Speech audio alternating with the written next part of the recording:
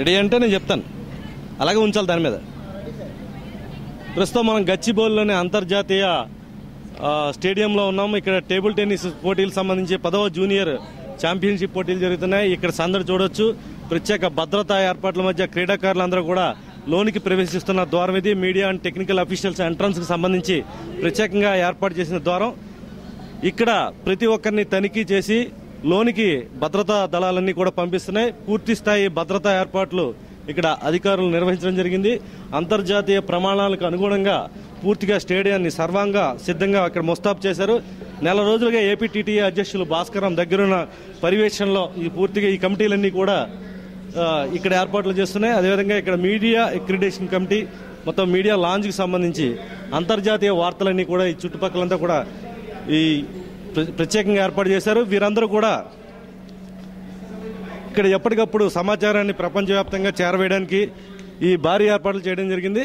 అదేవిధంగా ఇక్కడ coffee lounge, దాదాపు 4 రకాల ఐటమ్స్ క్రీడాకారులకి, కోచ్లు, వారి ఈ మ్యాచ్లు చూడడానికి వచ్చే వారి గురించి కాఫీ లాంజ్ ఏర్పాటు చేయడం జరిగింది. కాఫీ, టీ, హార్లిక్స్, బూస్ట్ ఇవన్నీ కూడా ఎప్పటికప్పుడు వాళ్ళకి ఉచితంగా అందజేయబడతాయి. ఇక్కడ మెడికల్ అసిస్టెన్స్ ఎంట్రన్స్, ఎవరైనా క్రీడాకారులు ఈ పోటీల్లో కానీ గాయపడినా లేకపోతే వాళ్ళకి వైద్య సహాయం అందాల్సిన పరిస్థితి ఉంటే కనుక వారి కోసం ఇక్కడ ప్రత్యేకంగా బెడ్స్ కూడా ఏర్పాటు చేశారు. ఈ బెడ్స్లో వాళ్ళు రెస్ట్ తీసుకుని వెంటనే వాళ్ళ డాక్టర్ల పర్యవేక్షణలో తిరిగి వెంటనే కోలుకునేలాగా పూర్తి స్థాయిలో ఏర్పాట్లు చేయడం జరిగింది.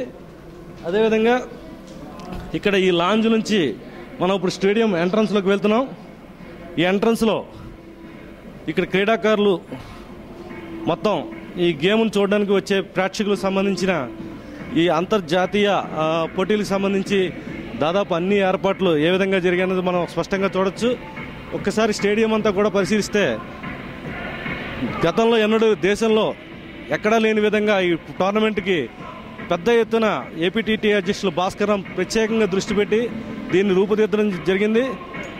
భాస్కరం అండ్ టీమ్ మొత్తం దాదాపు కొన్ని నెలలుగా చేసిన ఎక్సర్సైజ్ ఫలితంగా ముఖ్యంగా నేషనల్స్ పోటీలకు సంబంధించి జాతీయ పోటీలు రాజమండ్రిలో ఏర్పాటు చేసి ఒక ట్రయల్ రన్ నిర్వహించారు సక్సెస్ఫుల్గా.